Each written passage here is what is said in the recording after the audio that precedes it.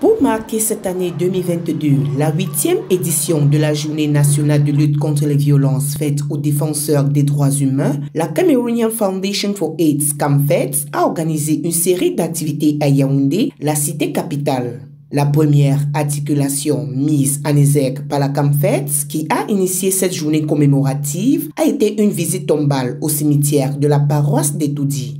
Ici, prières et recueillements ont été faits en mémoire du feu défenseur des droits humains, Eric Lembembe. C'est un grand défenseur des droits humains qui a été assassiné froidement en 2013. C'était le 15 juillet 2013. Eric Oena Lembembe. Et c'est justement à son honneur que nous célébrons et nous avons dit qu'il va falloir que chaque 15 juillet, nous puissions essayer de dénoncer les violences que subissent ou dont subissent les défenseurs des droits humains.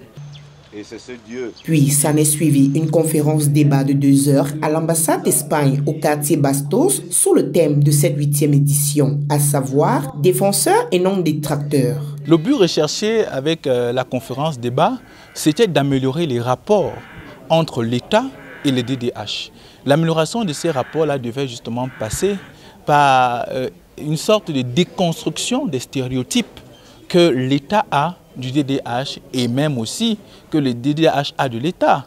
Parce que l'on se dit généralement qu'en tant que DDH, l'État ne fait aucun effort ou alors que l'État n'est là que pour violer les droits ou alors empêcher le DDH de faire ses actions ou ne fait pas du tout ce qu'il devrait faire. Et d'un autre côté, il était question de montrer à l'État que le DDH est un maillon important de la société qui contribue non seulement à la consolidation de l'État de droit, mais également au développement de l'État. Et donc, par ces actions, le DDH permet à l'État de réaliser même ses actions régaliennes. On a eu plusieurs représentations. On a eu la représentation du ministère de la Justice, nous avons eu le ministère de la promotion de la femme et de la famille qui était là, nous avons eu également un représentant du MINAS, du CNLS et également des organisations avec lesquelles nous travaillons telles que CARE International. Prenant part à ce moment de réflexion, responsables d'administration, défenseurs des droits humains et avocats ont mis en exergue les différentes entraves qui affectent leur rapport de collaboration. Je voudrais dire qu'à ce jour, il y a une crise de confiance. Il y a une crise de confiance à ce jour entre l'État et les défenseurs des droits de l'homme du fait des attitudes perpétrées par les défenseurs des droits de l'homme. Mais à cet atelier, nous sommes venus, n'est-ce pas, démontrer que le défenseur des droits de l'homme n'est pas un détracteur, n'est-ce pas, il a plutôt force de contribution, il a force de proposition et il doit porter des missions pour la protection, la promotion des droits de l'homme en vue de la consolidation de l'état de droit. Un appel pour une synergie d'action au vu des nombreux cas de violence et abus dont font face les défenseurs des droits humains a été fait au cours de cette rencontre, d'où la redéfinition du profil de DDH. En tant que DDH, il est important d'avoir certaines caractéristiques qui est notamment l'action pacifique. Parce qu'en tant que DDH, nous devons mener des actions, mais dans le respect de la légalité et des lois en rigueur dans le pays dans lequel nous menons des actions. En adéquation avec les lois, les autorités. Cependant aussi, le DDH est cette personne-là qui, au quotidien, doit relever les difficultés, doit relever les manquements que l'État peut avoir vis-à-vis de ses populations. De ce fait, il a 3 axes d'intervention, notamment l'éducation. À travers les sensibilisations, il peut éduquer sur les droits parce qu'on a remarqué que ce qui est vraiment souvent à l'origine de beaucoup de troubles, c'est l'ignorance. Donc, il y a l'ignorance des droits et il y a même aussi l'ignorance dans l'application de ces droits-là. Donc le DDH est cette personne-là qui éduque les populations. Au-delà de cette éducation-là, il remonte, il fait une documentation. Il documente tout ce qu'il trouve de néfaste pour la communauté.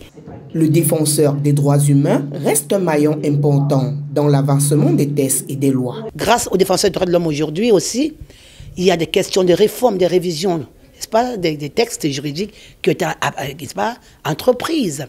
N'est-ce pas, les textes de loi, par exemple, sur le foncier, la réforme foncière, le ministre, par exemple, le ministre des Affaires foncières, n'est-ce pas, il a bien dit que la réforme foncière est en cours. Ça veut dire qu'ils ont pris en considération les propositions faites par les défenseurs des droits humains. Sur les droits à la personnalité juridique, après les études menées, nous avons porté notre plaidoyer auprès des institutions de tutelle, n'est-ce pas, pour l'amélioration des conditions d'accès à l'acte de naissance. Donc il y a plusieurs autres domaines, n'est-ce pas, qui nécessitent, où il y a encore des entraves, n'est-ce pas, l'État n'étant pas toujours puissant, nous venons en relais, en support, n'est-ce pas, pour apporter notre contribution pour l'édification de notre société.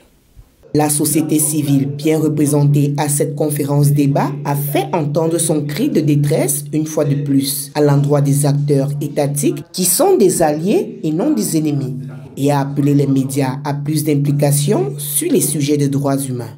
Il faut dire que la presse au Cameroun traite déjà des questions de droits de l'homme et des droits humains au quotidien. C'est-à-dire que de façon réelle, chaque journal qui est produit par un média camerounais forcément traite d'une question de droits de l'homme et de droits humains. C'est une réalité.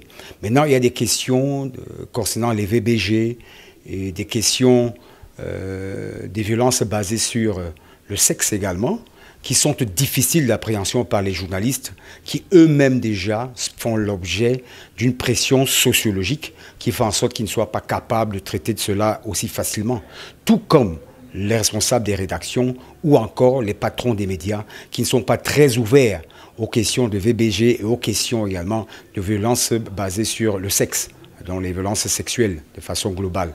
Donc il y a un travail de fond qui doit être fait, pas uniquement par la presse en elle-même, mais par tous ceux qui comprennent déjà les enjeux des droits humains et qui peuvent justement, à travers une certaine sensibilisation, faire en sorte que la presse participe déjà au travail de fourmi qui est fait par la société civile pour qu'elle comprenne mieux les enjeux et les défis.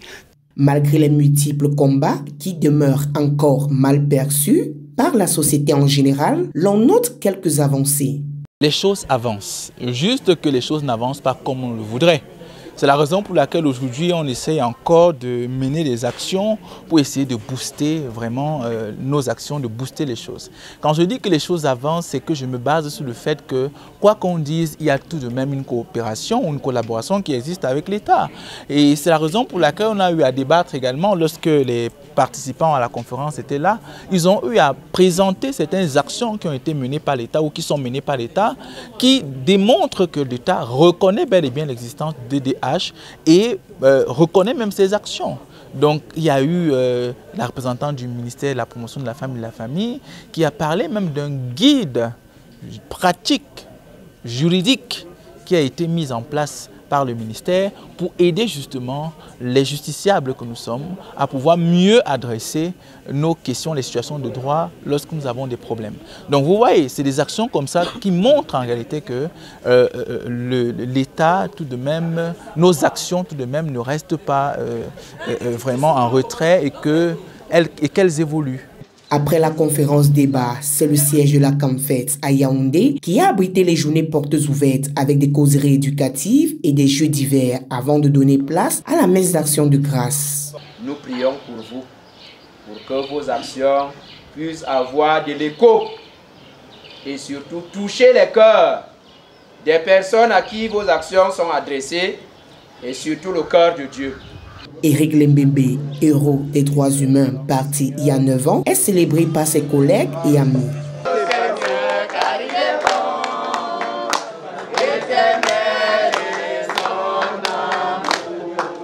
Le staff de la CAMFET, par son directeur exécutif, saisit cette occasion pour passer un message fort évocateur.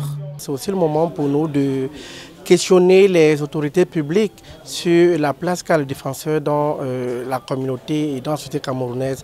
Et également, c'est de relever les défis qui sont les nôtres au quotidien et d'inviter l'ensemble de la communauté à comprendre que le défenseur est un bras qui travaille pour la communauté, qui travaille pour accompagner l'État dans ses missions régaliennes de garantir le droit à la justice, l'équité pour tout le monde. Donc le défenseur, tel que le thème le dit aujourd'hui, n'est pas un détracteur, mais plutôt un protecteur et un allié pour toutes les différentes composantes de nos sociétés. Une commémoration qui se tient au moment où la plateforme Unity, regroupement de 34 organisations de la société civile, dénonce dans son rapport 2021 plus de 41 000 cas de violence en direction des minorités sexuelles et genres.